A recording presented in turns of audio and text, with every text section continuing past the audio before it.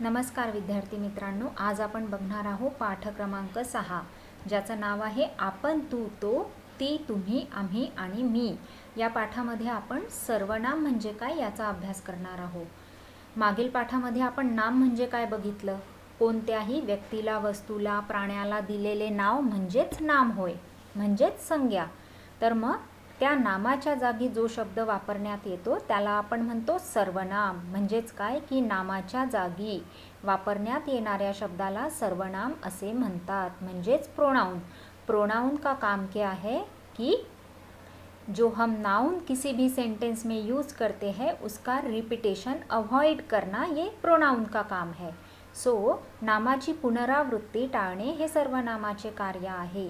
याने मला, तो, ती, आम्ही, तुला, तुझे, तुमचे, आपण, माझी, तुझी ही सर्व काय आहे, सर्वनामाची उदाहरणे आहे। जे शब्द आपण नामाच्या जागी वापरतो त्याला आपण सर्वनाम असे म्हणतो। तर व्याख्या काय आहे सर्वनामाची, नामाच्या जागी वापरण्यात येणाऱ्या शब्दाला सर्वनाम असे म्हणतात। आता बघा पाठ क्रमांक 6, या पाठामध्ये सर्वनामाचा अभ्यास आपण करत आहोत। हा मुलगा आहे, आता इथे चित्र बघा, मुलगा इथे पुस्तक वाचतो आहे। चित्रावरून आपल्याला लक्षात येतंय हा मुलगा आहे, म्हणजेच काय, दिस इज बॉय। तो काय करतो आहे, पुस्तक वाचतो आहे, यानी वो बुक रीड कर रहा है। तो गोष्ट ही लिहितो आहे, तो, त्याचे नाव मुरली आहे, म्हणजेच मुरली या मुलाचे नाव आहे आणि मुरली या शब्दाच्या जागी तो पुस्तक वाचतो आहे, तो गोष्ट ही लिहितो आहे असा शब्द प्रयोग केलेला आहे। म्हणजेच काय की नामाच्या जागी जो शब्द वापरतो त्याला आपण सर्वनाम असे म्हणतो। ही मुलगी आहे, ही मुलगी आहे, शी इज अ गर्ल, पण ती पुस्तक वाचते आहे, ती पुस्तक वाचते आहे। ती गोष्ट ही लिहिते आहे, तिचे नाव राधिका आहे, म्हणजे राधिका काय करते आहे, आपण इथे वारंवार बघा इथे काय केलंय, राधिका पुस्तक वाचते आहे, राधिका गोष्ट ही लिहिते आहे असा शब्द प्रयोग न करता नामाच्या जागी म्हणजेच राधिकाच्या जागी ती हा शब्द वापरलेला आहे। ती पुस्तक वाचते आहे, ती गोष्ट ही लिहिते आहे। आता इथे बघा तुम्ही सगळे काय करत आहात, याने आप सब लोग क्या कर रहे हो, आम्ही सगळे खेळत आहोत, यानी हम सब खेल रहे हैं। आता इथे तुम्ही सगळे ट्रेनमधून यात्रेला येणार का, यानी तुम सब लोग जो है वो ट्रेन से हमारे साथ आओगे क्या।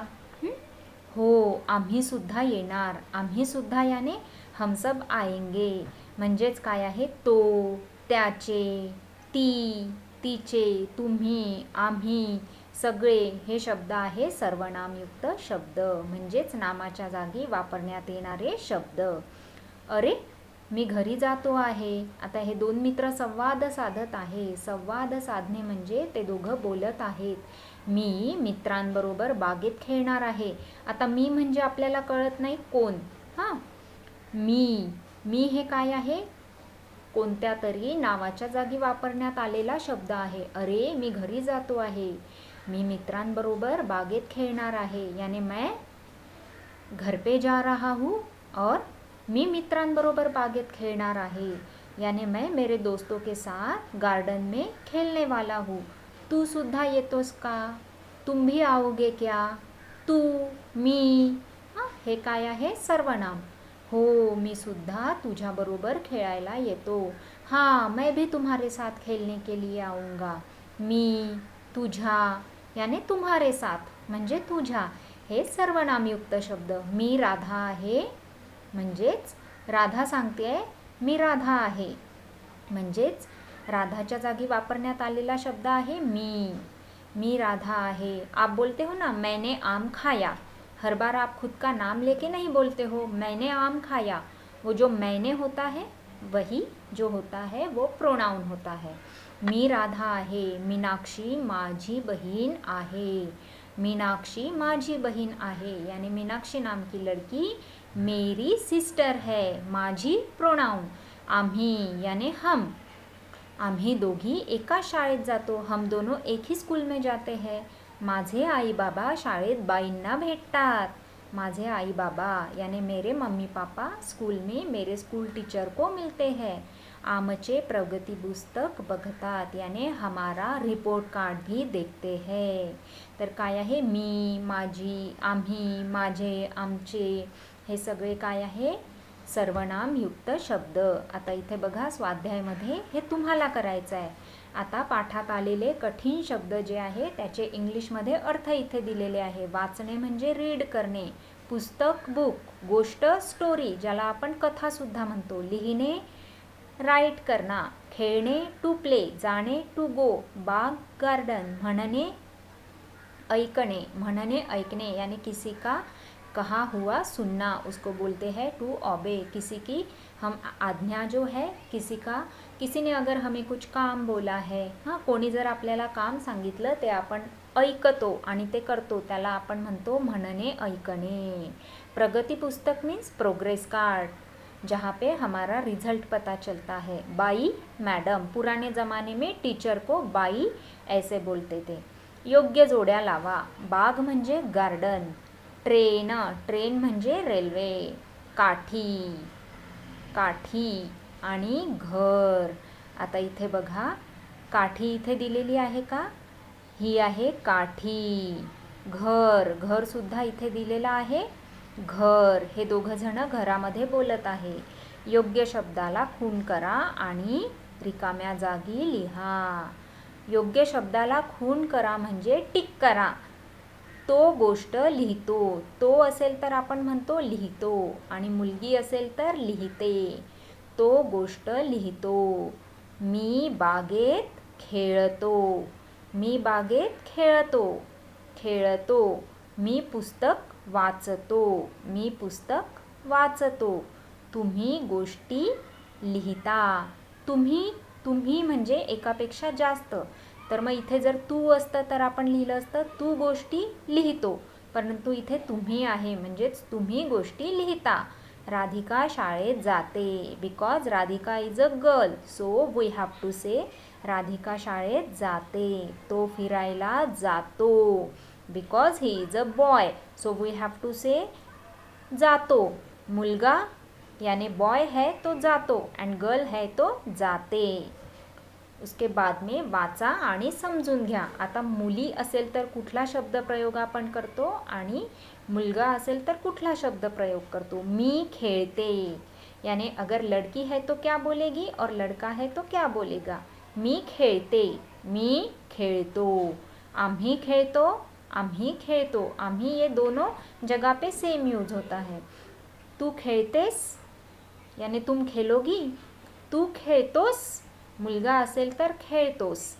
तुम्ही खेळत आहात, तुम्ही सगळे खेळत आहात. ही खेळते, ही यानी गर्ल जो होती है उसको बोलते हैं ही खेळते, आणि मुलगा असेल तर हा खेळतो. ह्या खेळत आहे, ह्या मुली म्हणजेच ह्या मुली एकापेक्षा जास्त, ह्या मुली खेळत आहेत, हे मुले खेळत आहेत. ती खेळते, तो खेळतो. ती शी, तो ही, त्या खेळत आहेत, ते खेळत आहेत. आता समानार्थी शब्द म्हणजेच पर्यायवाची. आई माता, आई म्हणजे मदर. मित्र सखा, मित्र फ्रेंड. पिता म्हणजे फादर, पिता वडील. मुलगा पुत्र, मुलगा याने सन. बाग बगीचा, बाग यानी गार्डन. अभी उसके बाद में देखो यहाँ पे पिक्चर दिया है, तो पिक्चर में क्या है, आपको क्या करना है, पिक्चर देख के आपको कुछ सेंटेन्स बनाने हैं. चित्र पाहून काही वाक्य लिहा. आता चित्रामध्ये काय काय दिसतंय, हे चित्र एका बागेचे आहे, यानी ये पिक्चर एक गार्डन का है. पक्षी आकाशात उडत आहेत, यानी बर्ड्स स्काय में फ्लाय हो रहे हैं. आकाशात इंद्रधनुष्य देखील आहे. आकाशात मीन्स इन द स्काय, आकाशामध्ये पक्षी उडत आहेत आणि इंद्रधनुष्य म्हणजे रेनबो सुद्धा दिसत आहे.